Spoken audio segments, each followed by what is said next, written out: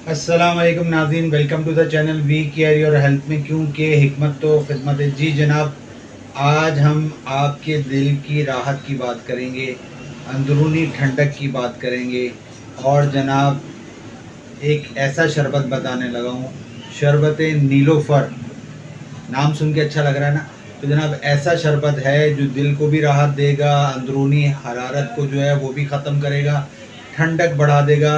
गर्मियों के दिन है, शरबत बहुत आसान तरीके से आप बनाएं और फिर इसको आजमाएं, पी के देखें।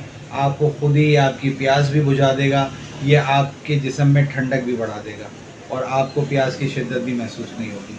तो फटाफट फटाफट आपने जो है ये पेन पेपर पकड़ लेना है और तरीक़ेकार नोट करना है और अज्जा नोट करना है। तो आपने लेना है जनाब क्या, सबसे पहले गुले नीलोफर, यानी नीलोफर के जो फूल होते हैं वो आपने लेने हैं 5 रात भर पानी में इसको भिगो दें, 1 लीटर पानी में या आधे लीटर पानी में आप भिगो दें और सुबह इसको जोश दें, हल्का सा एक दफ़ा पका लें छान कर। 1 सेर यानी 1 किलो, आप अगर 1 लीटर ले लेंगे पानी तो ज़्यादा बेहतर है।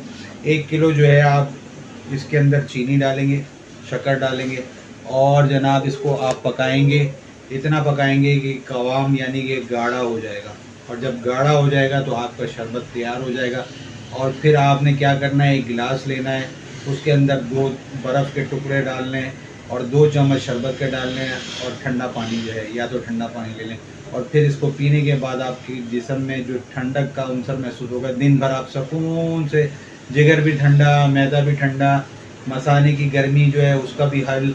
तो जनाब, जिन लोगों को पसीना ज़्यादा आता है या जिन लोगों के जिस्म में गर्मी का अंसर महसूस होता है, या ख़ास तौर पर जो हामला ख़वातीन हैं, वो दिन में एक दफ़ा जो है जिनके हाथ पाँव जलते हैं वो ज़रूर पिएँ, ताकि इससे उनके जिस्म में ठंडक का अंसर बढ़ जाए।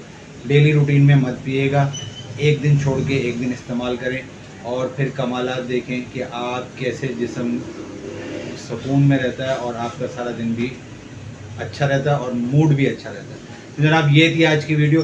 कोई और सवाल, कोई और बात पूछना चाहते हो तो स्क्रीन पर नंबर मौजूद है। मेडिसिन मंगवाना चाहते हैं तो वो भी आप मंगवा सकते हैं। मुझे आप इजाज़त दें, मैं आपका हरबिलिस हकीम मेहर मोहम्मद मुगिस। अस्सलाम वालेकुम।